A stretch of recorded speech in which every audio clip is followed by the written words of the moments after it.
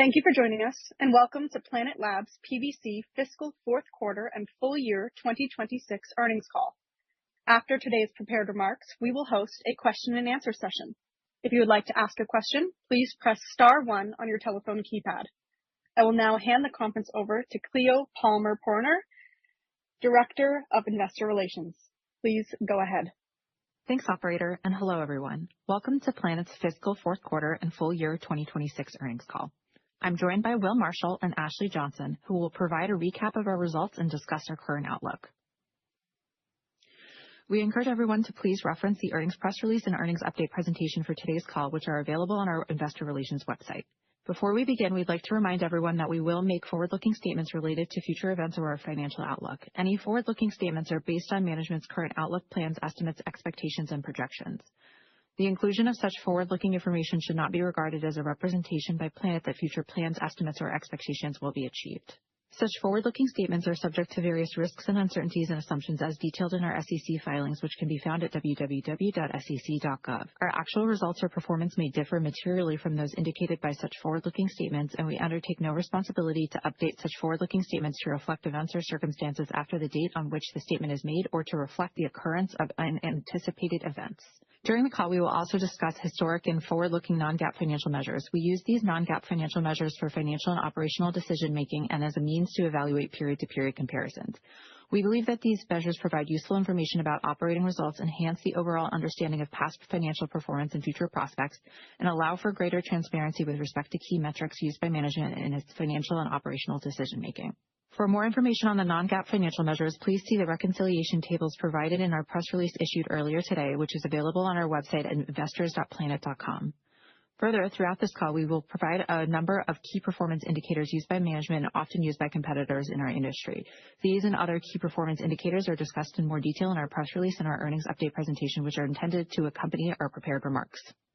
At this point, I'd now like to turn the call over to Will Marshall, Planet's CEO, Chairperson, and Co-founder. Over to you, Will. Thanks, Cleo, and welcome everyone joining us today. Last year was transformational for Planet, and I'm proud of everything that our team accomplished. We made incredible progress in the satellite services market, signing a €240 million agreement funded by Germany and a 9-figure deal with Sweden, capping off 3 such deals in 12 months. We launched 40 satellites, including 4 of our high-resolution Pelican satellites, invested strongly in AI, and announced a cutting-edge partnership with Google to demonstrate satellites for compute in space. We delivered record annual revenue, adjusted EBITDA profitability, positive free cash flow, and accelerated our revenue growth. And we laid out a strong foundation for the year ahead, enabling us to continue that growth acceleration. So let's dive in. To briefly summarize the full year results, we generated a record $308 million in revenue, representing approximately 26% year-over-year growth. Non-GAAP gross margin was 59% for the year.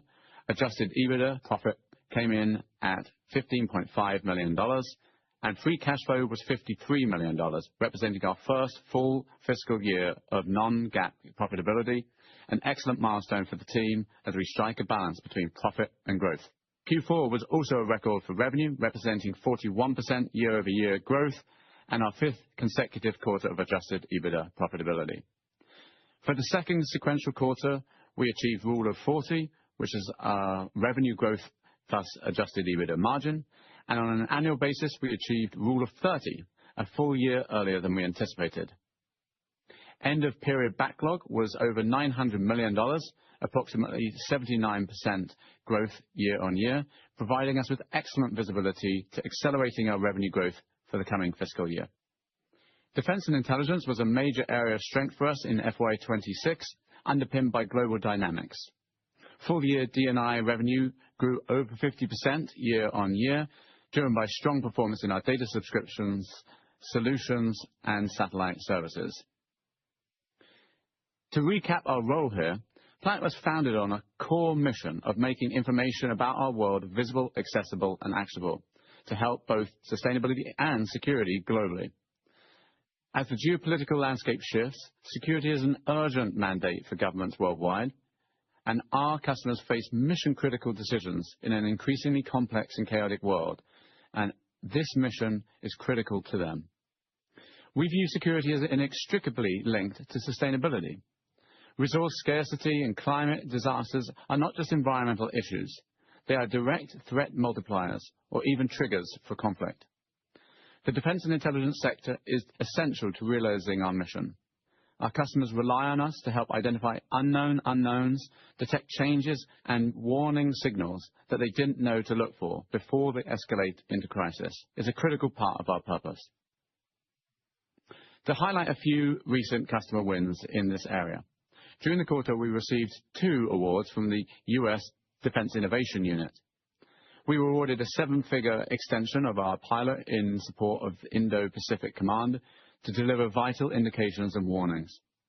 The short-term contract demonstrates how customers can leverage Planet data and AI-powered analytics to monitor sites of strategic interest for critical changes and threats.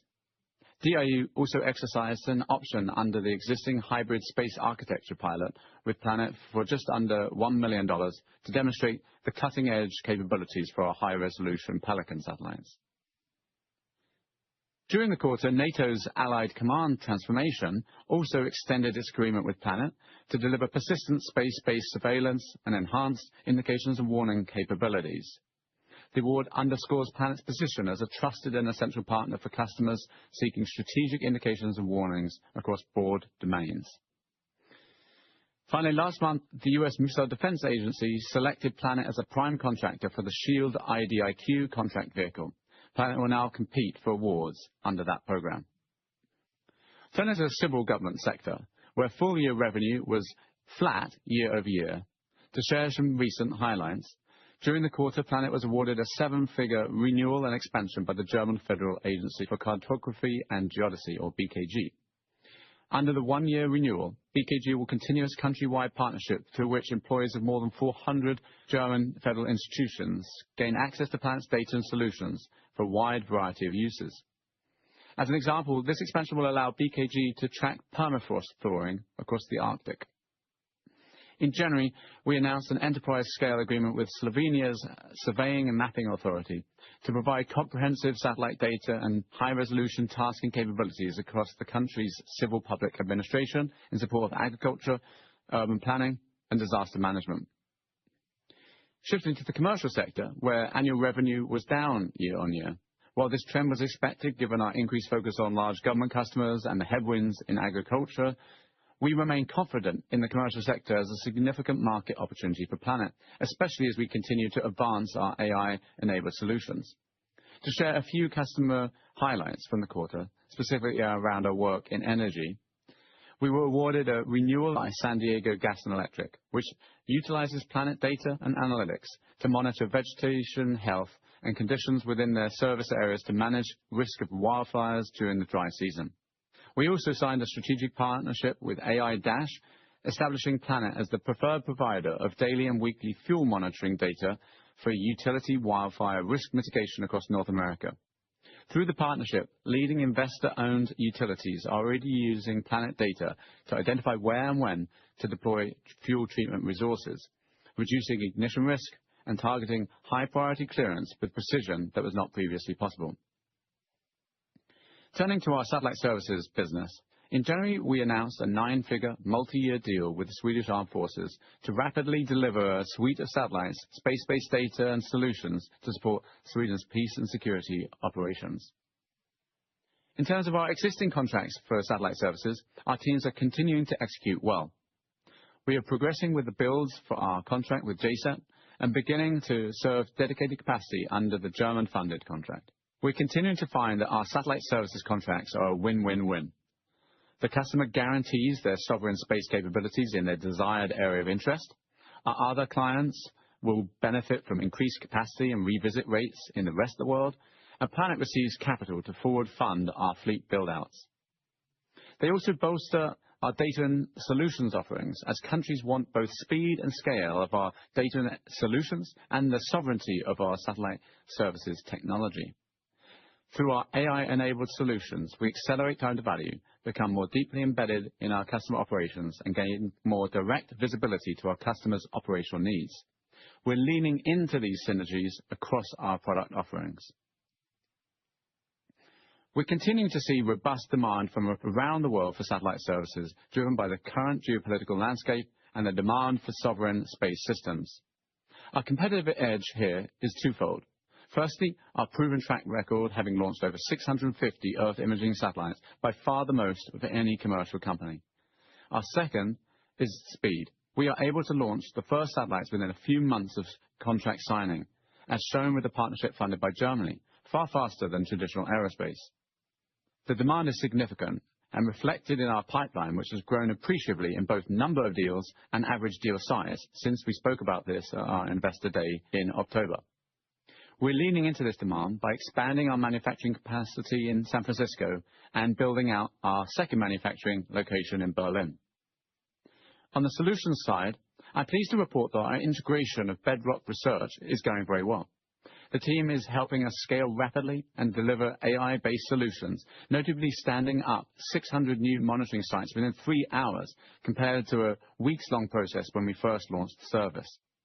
This deep domain area expertise, paired with our ongoing advancements in AI, have allowed us to expand the number of sites we're monitoring around the world, drastically reduce the time needed to implement, and enable our customers to scale across broader geographic areas. During the quarter, Planet expanded its technology collaboration with NVIDIA on multiple fronts. With Planet's proprietary dataset and NVIDIA's compute, we can enable significant new capabilities.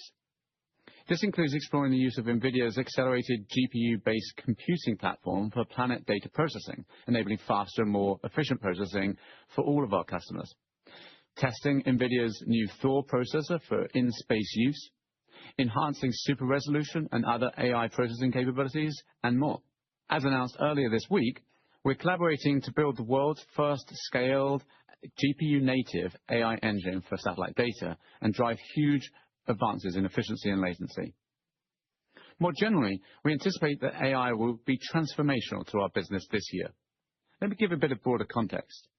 While LLMs offer users the incredible ability to have conversations with the text of the internet, they know very little about the physical world. Real-world models need real-world data, and Planet has it. Our deep data archive, averaging over 3,000 collections for every point on the Earth's landmass, represents a treasure trove of indexing the physical world and training next-generation models.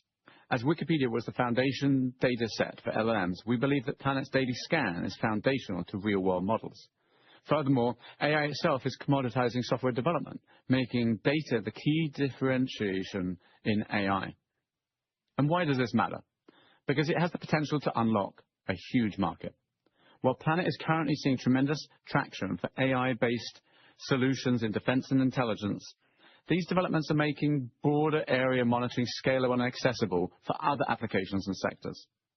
Ultimately, we believe this will result in generic applications, democratizing access to Earth intelligence and unlocking markets far faster.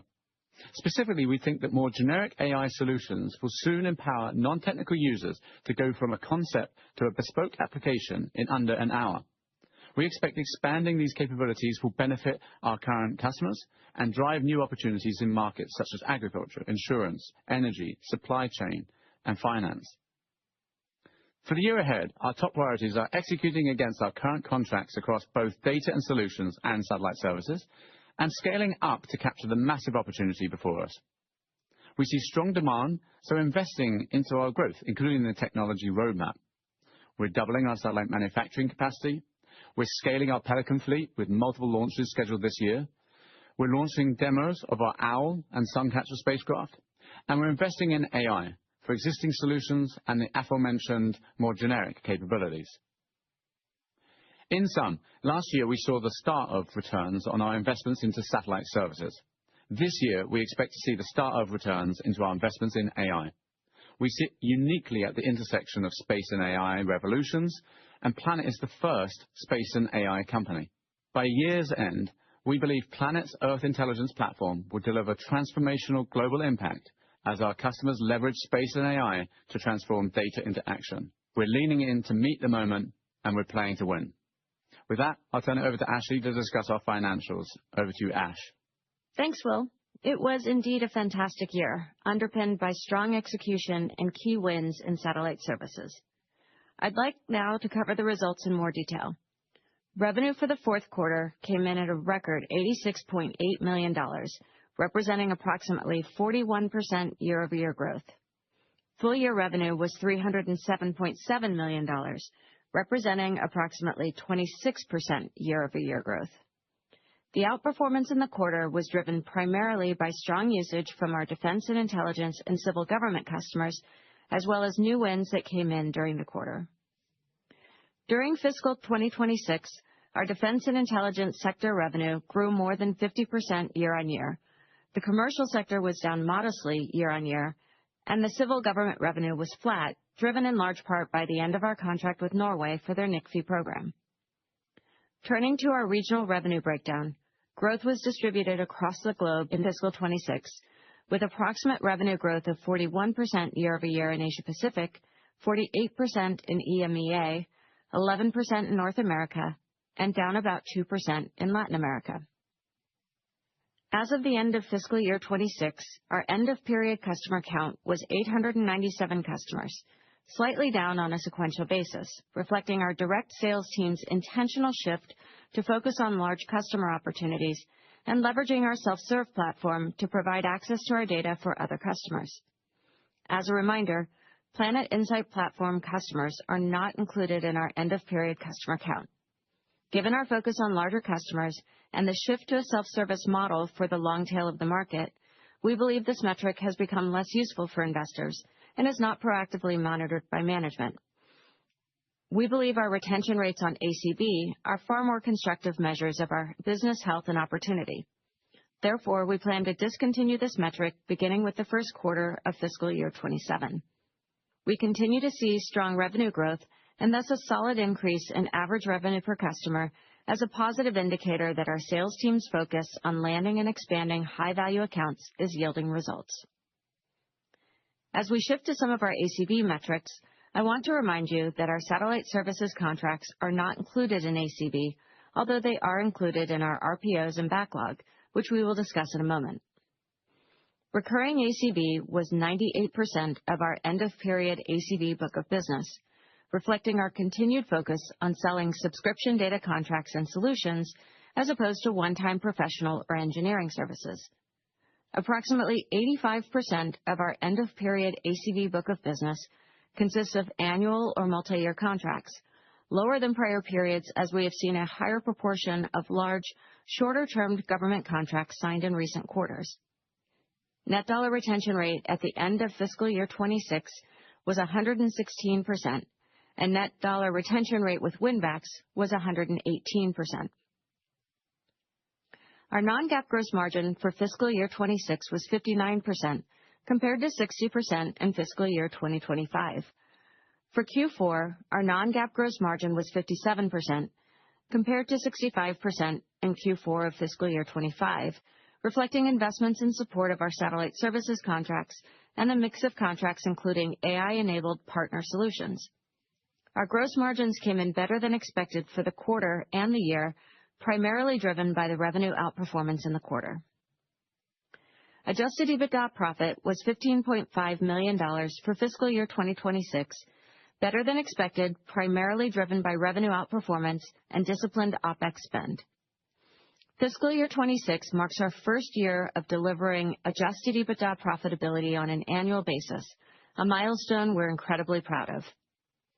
Adjusted EBITDA profit for Q4 was $2.3 million, also better than expected, marking our fifth sequential quarter of adjusted EBITDA profitability. Capital expenditures in FY26, which include our capitalized software development, were approximately $81.5 million. Capital expenditures in Q4 were approximately $23 million. To echo Will's remarks, we're currently in a growth CapEx investment cycle as we lean into market demand, scale up our manufacturing capacity in Berlin, and build out our next-generation fleets. Turning to the balance sheet, we ended the year with approximately $640 million of cash equivalents, and short-term investments, an increase of approximately $418 million year-on-year, driven by our issuance of convertible debt and free cash flow profitability. In fiscal year 2026, we generated approximately $134.4 million in net cash from operating activities and $52.9 million in free cash flow, representing our first year of achieving positive free cash flow on an annual basis. Our focus remains on managing the business to enable sustainable cash flow generation through efficient growth across our data, solutions, and satellite services revenue streams. At the end of FY26, our remaining performance obligations, or RPOs, were approximately $852.4 million, up about 106% year over year, of which approximately 34% apply to the next 12 months and 65% to the next 24 months. We estimate our backlog, which includes contracts with a termination for convenience clause, to be approximately $900 million, up approximately 79% year over year. Approximately 37% of our backlog applies to the next 12 months and 67% to the next 24 months. Let me now turn to our guidance for the first quarter and full fiscal year 2027. In Q1, we're expecting revenue to be between $87 and $91 million, which represents approximately 34% year-on-year growth at the midpoint. We expect non-GAAP gross margin for the quarter to be between 49% and 51%. The step-down is driven by our satellite services contracts, the mix of deals with AI-enabled partner solutions, and investments in our next-generation fleets. Our range for adjusted EBITDA in the quarter is expected to be between -$6 and -$3 million, reflecting our investments to drive sustained growth. We are planning for capital expenditures of approximately $17 to $23 million in the quarter. For the full fiscal year 2027, we expect revenue to be between $415 and $440 million, representing approximately 39% growth at the midpoint. We believe our backlog provides us with strong visibility to our revenue projections, which is enabling us to raise our growth expectations for the year. Our non-GAAP gross margin for the year is projected to be between 50% and 52%, in line with our prior expectations and driven by the forecasted mix of business. We anticipate margins will expand as we realize returns on our growth investments in subsequent years. We are targeting adjusted EBITDA profit for fiscal 2027 of between break-even and $10 million, reflecting our desire to maintain EBITDA profitability on an annual basis, even as we continue to invest in our space systems capabilities, AI-powered solutions, and our global sales and marketing organization. We also aim to deliver Rule of 40 for this fiscal year, where Rule of 40 is our revenue growth rate plus adjusted EBITDA margin. We are planning for approximately $80 to $95 million in capital expenditures for the year, reflecting the necessary investments in our next-generation satellites to meet accelerating market demand.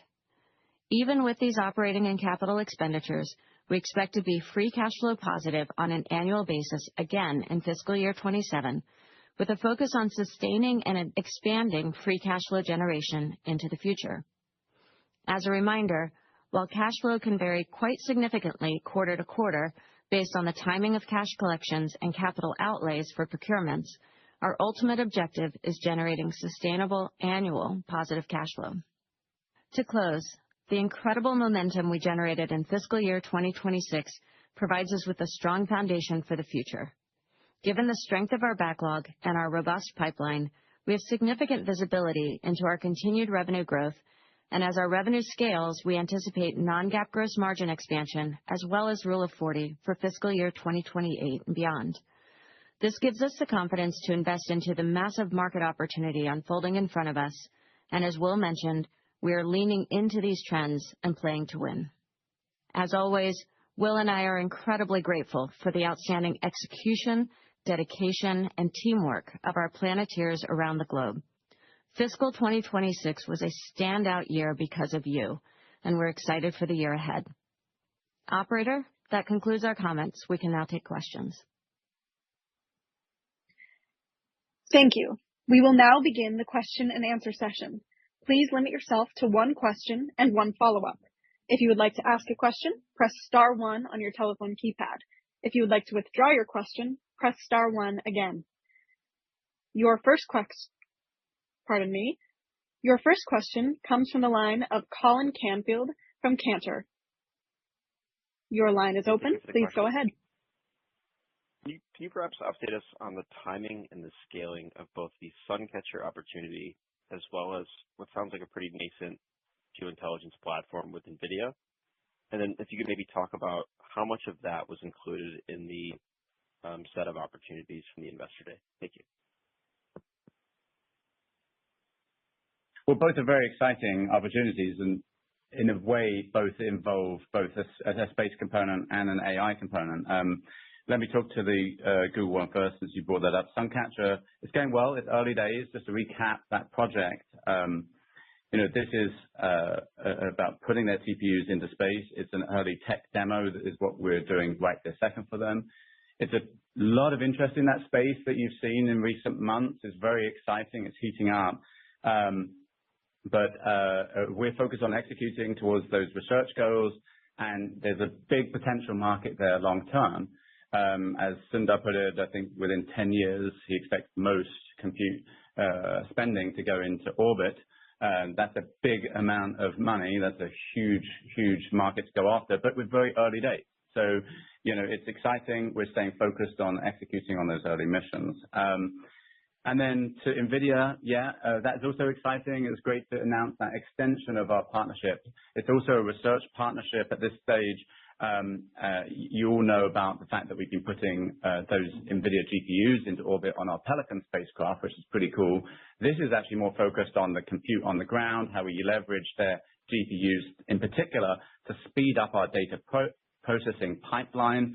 In an increasingly fast-changing world, people want those answers really quickly, and GPUs have the potential to really speed things up. And we've seen some early results that are very promising, where big speed ups like 100x on certain parts of our coding base, getting answers to our clients faster is really important. So research collaboration, they're leaning in, and we are leaning in too. It's very exciting. But as to the revenue implications, I don't know if you wanted to touch on that. Actually. I mean, I would just remind you that the Suncatcher partnership is structured as an R&D partnership, so it's recognized as contra revenue. And with respect to the NVIDIA partnership, that's really just a research collaboration. Yes, R&D. Got it. And then as we think about imputing working capital tailwinds for 2027, is there a right framework to think about it? Maybe as like a percentage of the backlog increase, or kind of high level, kind of what are the building blocks on working capital that we should consider? First of all, I just want to correct myself. I made a misstatement on my prior answer. It's not contra revenue, it's contra R&D expense. Thanks for letting me clarify that. As for your second question, in terms of the building blocks for working capital, obviously, as I said, as we are acquiring investments to execute on our backlog, so that includes all of the capital expenditures we need to make to build out the Pelicans for our customers. That obviously will weigh into the procurements quarter to quarter. The nice thing about the way these contracts are structured is they typically provide us upfront capital to match the timing of those expenses, at least on an annual basis. There may be differentials quarter to quarter as to when we make procurements and when we receive milestone payments. So as I said in the prepared remarks, cash flow is expected to vary quarter to quarter, but on an annualized basis, these contracts really enable us to operate the business in a free cash flow positive way. Got it. Thank you. Thank you for the color. Appreciate it. Your next question comes from the line of Ryan Koontz from Needham & Co. Your line is open. Please go ahead. Great. Thanks for the questions, and congrats on a great quarter and outlook. Starting with maybe some of the segment, what your real strength you saw in Europe in the quarter. I wonder if you can maybe unpack that for us. What were some of the drivers behind that? Obviously, a lot of defense work there, but any kind of color you can give us on the European market and how that's been progressing so well for you. Yeah, well, maybe I can kick it off. I spent quite a big fraction of the quarter in Europe, going to a number of capitals, speaking to a lot of our customers there. The demand is off the charts, and we are leaning into it as best we can, both for our data and AI solutions and constellation services. We talked about the interest in that going up. Yeah, I mean, it's back to the geopolitical dynamics, right? That's what's underneath this and driving a lot of this demand. They need their own sovereign systems. They need it quickly. They need speed and sovereignty, and we can offer both of those things: speed, immediate access to our present satellites, sovereignty, building satellites dedicated for them, and even that we can do very swiftly compared with anyone else. And our history of having launched hundreds of satellites really puts us in a great position to do that. So that's the sort of demand signal. Actually, towards the breakdown, I don't know if you want to comment at all on that. We provide the breakdown in the materials. I would just say, we have historically had a very strong presence in Europe, and have a strong team in Berlin foundationally, and we've built on that with acquisitions that have given us presence in the Netherlands as well as in Slovenia. And that really helps us when we're engaging with governments across both their civil and defense and intelligence needs. And if I can just add one final thing, of course, our commitment to building satellites there in Berlin adds to that interest. I mean, we both needed it for expanded manufacturing for our Pelicans, and it lent into the European demand because, of course, that helps connect the dots there. Sure, that's great. And just any comments around supply chain right now? Is it getting more difficult to acquire the types of kind of key components you need on the supply chain side? Not really, no. We're not seeing anything material. Obviously, it's something that we track carefully, and our teams are always seeking to diversify our supply chain sources. Got it. Thanks so much, guys. Thank you. No worries. Your next question comes from the line of Edison Yu from Deutsche Bank. Please go ahead. Thank you very much, and congratulations on the quarter. I want to come back to the AI element. You talked a little about LLMs. What's the latest, I guess, status on the Anthropic partnership, and have we kind of progressed further from kind of just testing or early testing the models or the training? Yeah, I mean, in AI in general, as I said, we're moving from this world of LLMs that can tell you about things about the text of the internet to how models are increasingly trying to move towards real-world models, and real-world models needing real-world data. Client has this stack that's necessary. We're doing these research collaborations that we've mentioned, and they're very exciting. What they're really building a foundation towards is, we've been building these bespoke solutions, these what we call AI-enabled solutions for our broad area PlanetScope daily scan. So the maritime domain awareness solution, the global monitoring solution, and the area monitoring solution for civil government. And those are really good, and they're starting to take off, and that's what's driving a lot of the great growth that you're seeing in the numbers. But AI has this potential of making that more generic. That is, that anyone can turn up, build their own bespoke application of equivalent fidelity in short order, like maybe within an hour, and in a completely bespoke way for their needs. That is just on the horizon. And so what we're focused on with those research collaborations is how we can build towards that capability. And that is what's so exciting about that is the ability to unlock all the potential of our data, especially for commercial and civil government markets where we've been less focused of late because of the strong interest on the defense and intelligence side, but are huge markets for Planet. So basically, that's the direction and leaning of those partnerships, is enabling us to build out that capability to expand the TAM. Absolutely. And just a follow up on that. Yeah. Just a follow up on that. To I guess get there. What do you see as the biggest I don't know if you want to say bottleneck or thing we should look out for? Is it a question of just you need more compute? Is it a question of just it takes time more training? Like how do you think about like the path there and the bottlenecks? Well, it's complex and evolving in that the space is changing so fast. I mean, literally, we are seeing capabilities that just a couple of months ago we weren't able to do because of the advances in especially coding like that. that makes it now that you can even build whole applications very quickly. So we are just seeing that potentially take off much faster than we thought. There's nothing really standing in the way per se. We have the data. That's the critical ingredient, and it's the differentiating ingredient for AI. And as I said briefly, in many ways, AI, it's making commoditizing more the software layer.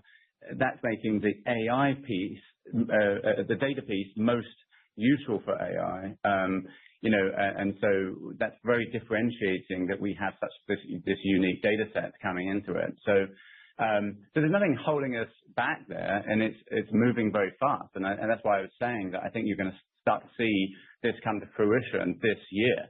And so watch this space. Amazing. Thank you. Your next question comes from the line of Kristine Liwag from Morgan Stanley. Please go ahead. Hi, this is Gabby on for Christine. Congratulations on the quarter. Given your recent decision to extend the satellite imagery delay in the Middle East to 14 days as a result of the ongoing conflict, have you seen any changes in customer behavior, and are there any potential contractual implications that we should maybe be aware of? Yeah, the short answer is nothing material.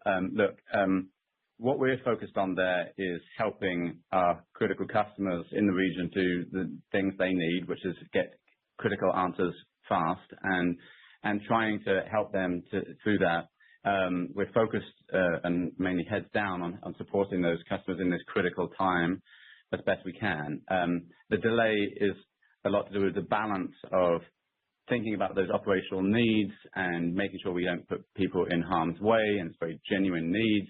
At the same time, our transparency and accountability mission that we care about, and ensuring all of our actors get access eventually. So it's a carefully thought through decision, and we're just trying to do our best to help the people that need it. Great, thank you. Super helpful color. And if I could ask a quick follow-up, you announced the satellite services agreement with Sweden in January. Can you just talk about how you're seeing the pipeline for similar deals progressing relative to what you had laid out at the Investor Day? And what are you seeing in terms of conversion timelines and potential scale of upcoming opportunities? Yeah, as I mentioned in my prepared remarks, since that October Investor Day, both the number and the average size of those deals has been increasing. And so, just to give you a sense, that it is a strong market demand right now, even stronger than we had said then. It's a bit too early to talk about the sort of average deal length, because it's just, these are very few in number, right? So I haven't got any comments to that effect, but overall the demand is very strong. Great, thanks so much. Your next question comes from the line of Jeff Van Rhee from Craig-Hallum Capital Group. Please go ahead. Great. Thanks for taking the questions, guys, and congrats. A lot here to love. Let me start first with civil commercial, about 40%, a little less than that as percent of revenues. What do you think, Will, when you look at those markets, obviously D&I is killing it. You've got a lot of sovereign deals flowing through, and it makes sense to be pursuing those deals. I'm wondering how you think about civil and commercial, and what dynamics have to play out for those markets to reaccelerate.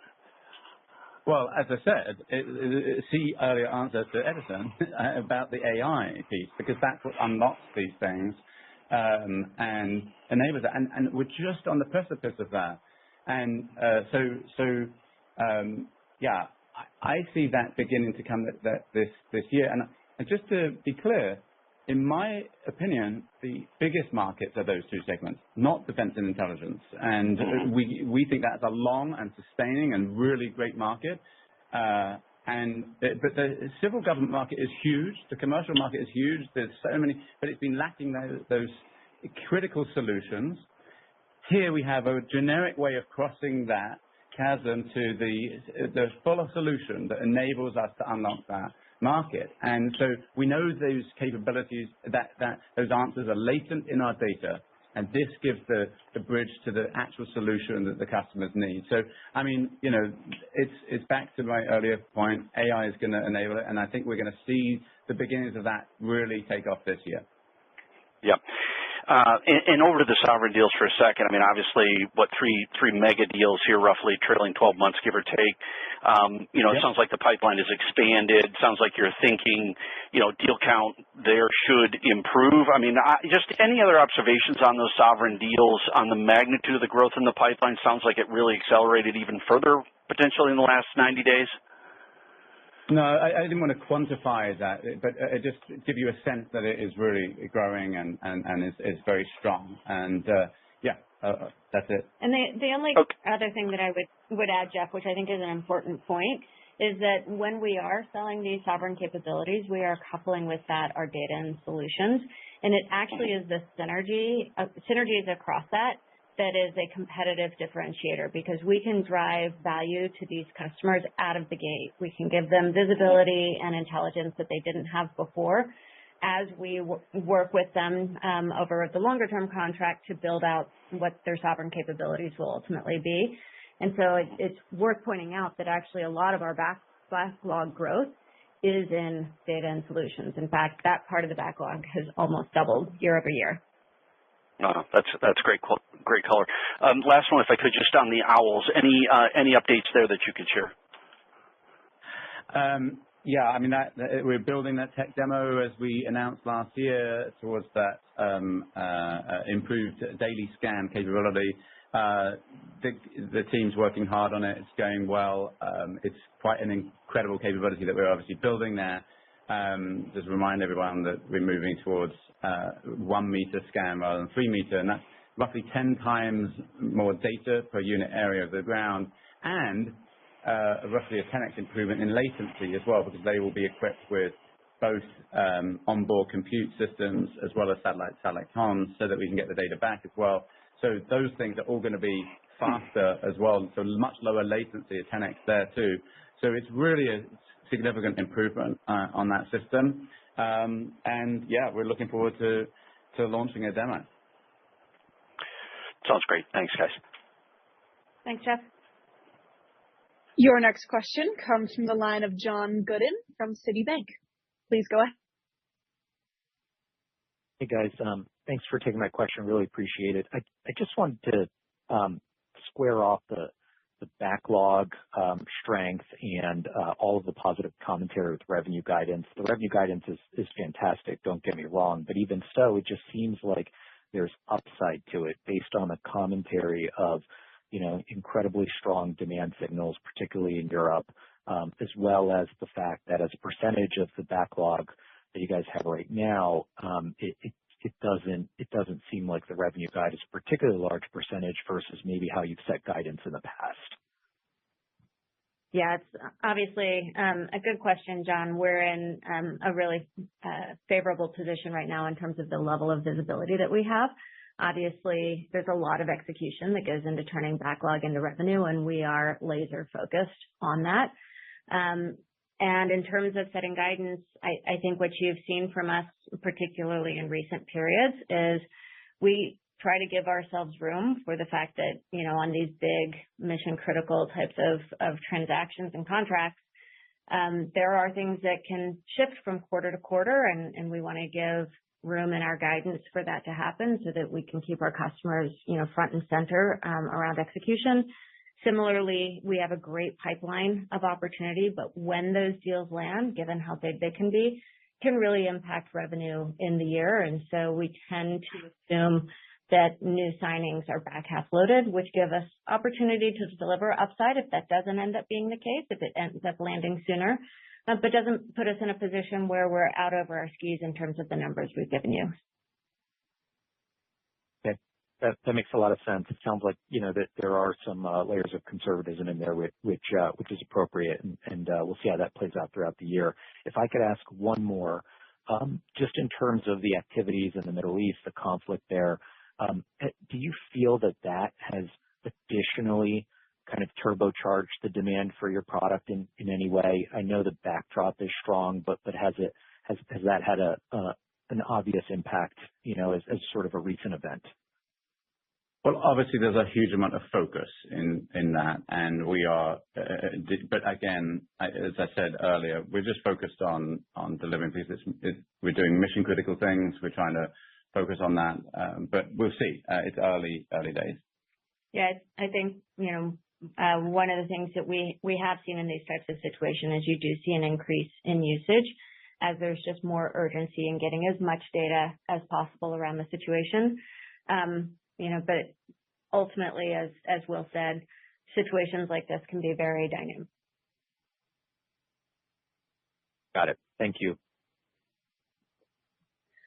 Your next question comes from the line of Trevor Walsh from Citizens. Please go ahead. Great. Hey, all. Thanks for taking my questions. Will, you called out the Shield IDIQ in your prepared remarks. Can you maybe just give us a sense? I know early days on this very large project and a lot of it's sensitive, but can you give us a sense of how you're thinking about that opportunity? Is that something where it's just kind of bread and butter Planet Labs Earth observation data that you would be providing for that as you go after contracts and opportunities there, or might it even look like something more of akin to satellite services where you might even just building spacecraft that are fairly non-traditional for you guys, but just being used for all the things that are part of that project? Well, yeah, as you say, it's early days. There's obviously a big opportunity. There's a huge budget behind it, but the specific ways in which we fit in will have to be figured out as we understand the architecture, and they're still working on many of those aspects. There are, of course, ways in which our present data sets could fit into that, early warning of certain things, strategic analysis across the board areas. That obviously makes sense. But right now, that is merely a vehicle, and when we'll compete on awards within that, and that's the same for all the people that have got awards under that system. So yeah, but obviously finding unknowns, there could be specific missions, but it's very early days to be thinking about that. What I will say is that we're continuing to lean into specific opportunities that are very live right now, like with Luno, with our Navy customers and others. So, we're seeing a lot of interest in co-coms around the world. So the department has a lot of interest across the board, and we're leaning into it. Great. Awesome. Appreciate that. Ashley, maybe just one follow-up for you. I appreciate the color you gave around free cash flow. I know you guys aren't giving an official guide, but just given how strong you guys ended this current fiscal year, and as we think about 27, there's obviously there can be a bit of a step down from just going from 50 million to something that's just generally positive. So just want to make sure we don't get just given the CapEx spend and everything else, if you could just give us a little bit of maybe guardrails as to how we think about that for 27, that would be great. Yeah, I mean, first I'll just reiterate the point that I made. We definitely expect there to be pretty significant fluctuations quarter to quarter. Just like I said, timing of procurement versus timing of milestone payments can cause, one quarter to be much more positive and another quarter to be, significantly negative. So that's one caution that I provide, and that makes it a little bit harder to give, very precise guidance around it, which is why I haven't. And to your point, depending on, how much more of this opportunity we continue to realize, it would not make sense for us to optimize expanding free cash flow on the year versus setting ourselves up to both deliver against the contracts we have and to bring more on. So if that offers enough color to you without giving specific guidance, which I'm really not in a position to do, we're not focused on, sustaining or expanding free cash flow from last year, but really focused on balancing it quarter to quarter and leaning into the market. That makes sense. That's helpful. Thanks, Ashley. No, thank you. Your next question comes from the line of Greg Pendy from Clear Street. Please go ahead. Hey guys, thanks for taking my question. Just one quick one, just so that I understand kind of the approach on this year of leaning in terms of the commercial and civil side. I mean, it's hard to think back, but you did have a cost rationalization program at one time, and your sales and marketing is down around 15% from fiscal 2024, yet your revenues are up roughly 40%. So is it kind of that the customers through Anthropic will figure out how to use the data and how valuable it is into their daily workflows? Or do you think that, you'll need some boots on the ground to educate the civil and commercial markets? Thanks. Yeah, Greg, it's a very good call out. We did, realign the team across the board to really focus on where we had the largest account opportunities, which I think did disproportionately impact, how much resource we were putting behind going after a more distributed commercial market. And as we said, we were building out the platform to enable smaller customers to really access the data on a self-serve basis. I think as we are growing those markets and leaning into the AI that Will highlighted, we will be making some targeted investments in those markets where we're seeing the most traction out of the gate. So we do have feet on the street going and meeting with customers and demonstrating for them. And that is a really exciting part of these new capabilities that we have, is we can really show, not tell, in these customer meetings, all the things that all the insights you can extract from the data to answer their specific questions. So we did a lot of training with our sales team earlier this year, really showing them how to use these tools in demo environments. Obviously, the world has changed a lot in the last 6 years. You can do a lot of that without putting people on airplanes, but it will require some investments across sales and marketing. And I did highlight that as one of the investment areas for us this year. That's very helpful. Thanks a lot.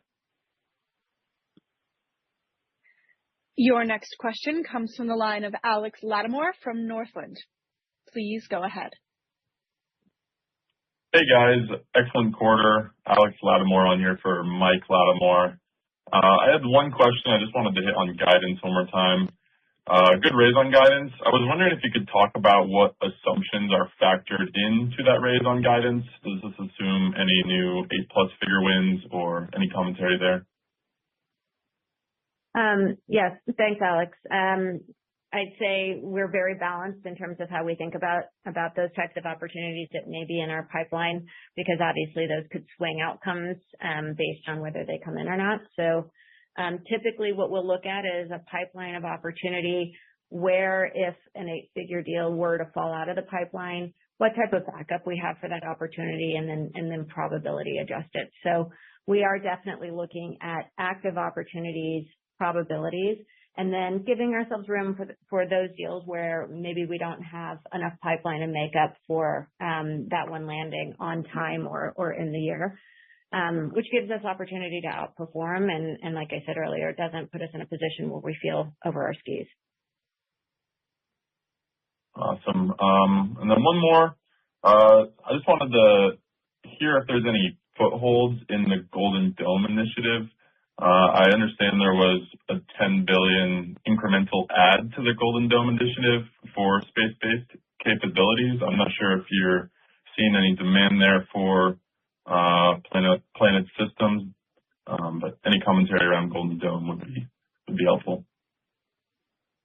Yeah, I sort of said all that I can on that at the minute. It's very early days as they're architecting that system, and there are potentially the SHIELD IDIQ, just to be clear, is the Golden Dome, and so that answer was about that. And again, it's a framework that we have, and now we will bid for actual awards under that program. So, but we don't know what they are exactly yet. And when we do, we will respond. But per my earlier answer, the general thing is giving domain awareness and other things that could be useful for that. So, but we obviously have to wait and see what comes through that. Mm-hmm. Awesome. Excellent quarter. Thanks, guys. Thank you. Your next question comes from the line of Caleb Henry from Quilty Space. Please go ahead. Hi, guys. Thanks for the call. A couple of questions on satellite manufacturing. Actually, first one, sorry, on Pelican. I've noticed that you guys lowered one of the Pelican satellites a little past 400 kilometers recently. Is that part of a larger fleet migration to a very low Earth orbit, or is there another way that we should think about that? Yeah, we lower spacecraft, of course, to the operational altitudes, and Pelican, part of the reason we call it Pelican was to fly low. Pelicans fly low to the water, and so we were sort of mimicking that when we were talking about this. And they have ion engines such that they can fly really low. And in time, that is part of the process that gets us to the 30-centimeter ultimate resolution target for those missions. But no changes to the plan. Those were just operational adjustments as we will start always with the satellites in a slightly higher orbit and bring them down to operational orbits as we progress. And by the way, you may just on Pelican, you may want to look in the associated deck with this earnings. There's a few really cool pictures of some of the fast response timelines. We had 3 pictures in about a year. It's very exciting to see in an hour, not yet. In about an hour, and just other great performance of that system. So it's very exciting, and we've got multiple launches for more of those systems going up this year. So it's exciting times. And was there a broader question about the manufacturing? Yeah, I definitely kind of looked through those pictures, but looking at the contract for Sweden and tying that into manufacturing, is that can you give a sense of when those satellites are supposed to be delivered and how many satellites? Is that sort of the reason for the ramp up in manufacturing space in California? Nothing specific. I'm going to say specifically to that customer, but we're ramping up because of the demand overall, right? And we're building fleets for multiple customers as well as for our own system. And that demand is obviously already clear, such that we're expanding here in San Francisco and in Berlin. Okay. And then last question, so just curious if you could shed more light on what makes 2026 the year you first anticipate seeing a return on investment on AI. Was there more of an aha moment that happened, or is this just the natural evolution of the years of investment and how customers use Planet data? Yeah, and that's an oversimplification because, I mean, we've had revenue from AI a fair bit before. What I mean is in terms of the big way in which AI can unleash those other market potential, and I think we're going to really start to see those generic solutions that I mentioned, ways in which anyone can turn up, build an application that's relevant to their needs, and then start getting value. That unlocks the markets that we've been talking about for years that are latent in our data: agriculture, energy, insurance, finance, so on. And so I think that it's just more that I see that all the pieces are coming together such that that will come to fruition this year, and you will start to really see that take off. Just like, you know, the constellation service or satellite services really started to take off in FY26. Thank you. That's all the time we have for questions today. I will now turn the call back to Will Marshall, CEO and co-founder, for closing remarks. Well, I'd just say that obviously it's great to see the business doing great, both in the satellite services and in the AI-powered solutions side. And we're very proud of the financials that we reported today, not just the beating the revenue expectations, but I'm especially proud of the backlog improvement to $900 million and achieving the Rule of 40 again in the quarter. And it really has set us up for a strong foundation for this coming year. And given that backlog and confidence in our pipeline, we've projected, you know, quite strong growth again for this year. And that's why, and even for years that follow, which is why we're investing this year strongly into that market opportunity. And like I was just saying, this is the year for AI for Planet. And I think this bridge to the solutions gap will unleash a huge opportunity latent in Planet's data. I just want to end by thanking our teams as we started around the globe that have enabled all of this to be possible. Thanks again for joining, everyone. This concludes today's call. Thank you all for attending. You may now disconnect.